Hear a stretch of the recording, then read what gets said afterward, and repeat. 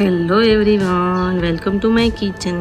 તો મિત્રો, આજે હું તમારી સાથે શેર કરવાની છું નાની કેરી અને કાંદાનું કચુંબરની રેસીપી। આ રેસીપી ખૂબ જ ખાવાની મજા આવે તેવી છે।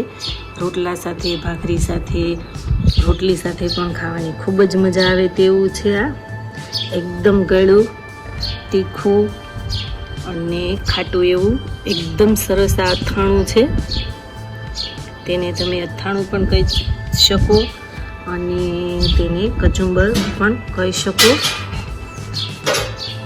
તો મિત્રો, આ રેસીપી એન્ડ સુધી જરૂરથી જોજો, સ્કીપ બિલકુલ પણ નહીં કરતા। તો મિત્રો, મારી ચેનલમાં હજી સુધી તમે નવા હોય તો મારી ચેનલને લાઈક કરજો, શેર કરજો, સબસ્ક્રાઈબ કરજો અને મારા આવા જ નવા વિડીયોને જોવા માટે બેલ આઇકોન બટનને પ્રેસ કરજો, જેથી કરીને તમને મારા નવા વિડીયોની નોટિફિકેશન સૌથી પહેલાં મળે।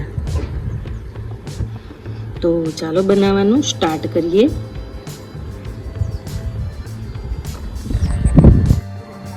તો તમે જોઈ શકો છો કે મેં આ 3 નંગ જેટલી નાની કેરી લીધી છે, 1 નંગ કાંદો લીધો છે।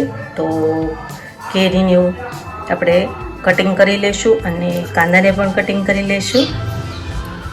તો જે આ ઉપરનો જે ખરાબ ભાગ છે તે આપણે કાઢી લઈશું, બધી જ કેરીનો। હવે તેના 2 ભાગ કરી લઈશું અને તેની અંદર ગોઠલો કે ગોઠલી હોય તે આપણે અંદરથી કાઢી લઈશું।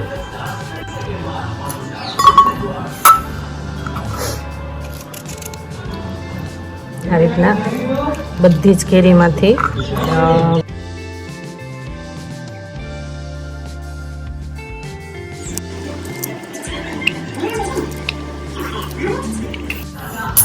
તો હવે તેને મીડિયમ સાઇઝના કટિંગ કરી લેશું। તમારે કોઈ પણ સાઇઝમાં કટિંગ કરી શકો છો।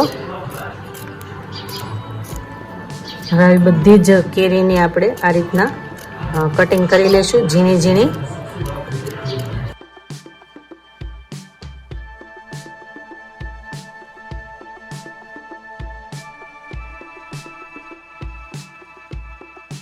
તો તમે જોઈ શકો છો કે મેં કેરીને એકદમ ઝીણી ઝીણી કટિંગ કરી લીધી છે। તો હવે આપણે કાંદાને કટિંગ કરી લઈશું। તો કાંદાને પણ આ રીતના આપણે કટિંગ કરી લઈશું, ઝીણો ઝીણો। પહેલાં ઉપરનો ભાગ અને પાછળનો જે ખરાબ ભાગ છે તે આપણે કાઢી લઈશું અને ઉપરથી જે એક પડ આવે છે કાંદાનું તે પણ આપણે આ રીતના ઉતારી લેવાનું છે। હવે આપણે જે કેરીની કટકી છે તેમાં જ આ રીતના આપણે ઝીણું ઝીણું કટિંગ કરી લેવાનું છે।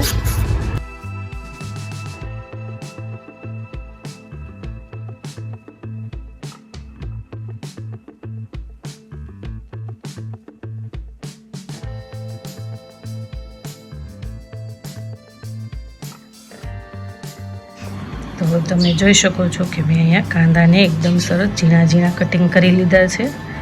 તો હવે તેમાં આપણે બધો જ મસાલો એડ કરી દઈશું। તો મેં અહીંયા ગોળ લીધો છે તે એડ કરીશું, 2 ટેબલ સ્પૂન જેટલો।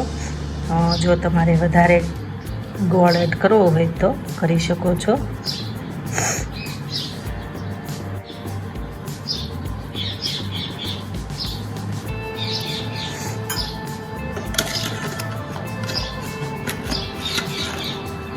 સ્વાદ અનુસાર મીઠું એડ કરીશું।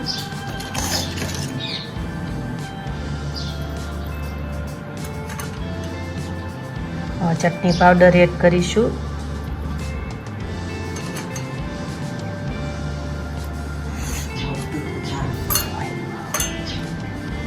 ધાણા જીરું પાવડર એડ કરીશું।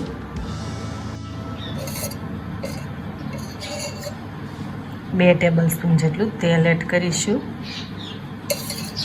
હવે આપણે હાથના મદદથી જ આ રીતના મિક્સ કરી લેવાનું છે, કેમ કે જે આપણો ગોળ છે તેને આપણે એકદમ એકરસ કરવાનો છે।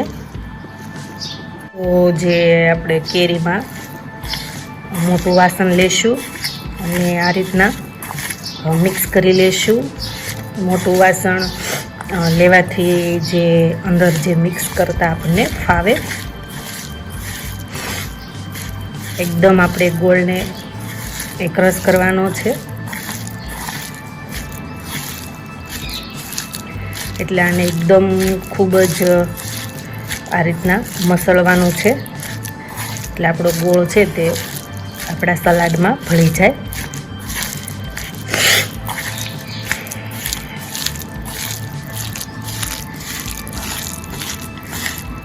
તો તમે જોઈ શકો છો કે આપણો ગોળ જે છે તે એકદમ સરસ એકરસ થઈ ગયો છે. તો લીલા ધાણા એડ કરીશું, તે પણ અંદર મિક્સ કરી લઈશું. તો હવે તેને આપણે એક બાઉલમાં લઈ લઈશું. તો એક નાનો વાટકો લઈશું, તેમાં જે આપણું જે સલાડ છે તે એડ કરી દઈશું.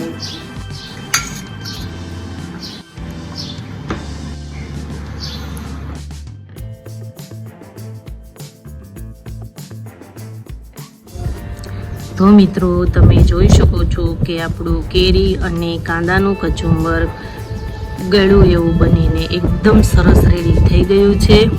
તો આ કચુંબર ખાવાની ખૂબ જ મજા આવે તેવું છે. બપોરના સમયે, સાંજના સમયે પણ તમે એકદમ સરસ ખાઈ શકો તેવું છે. ભાખરી સાથે, રોટલા સાથે કે રોટલી સાથે પણ ખાવાની ખૂબ જ મજા આવે તેવું છે.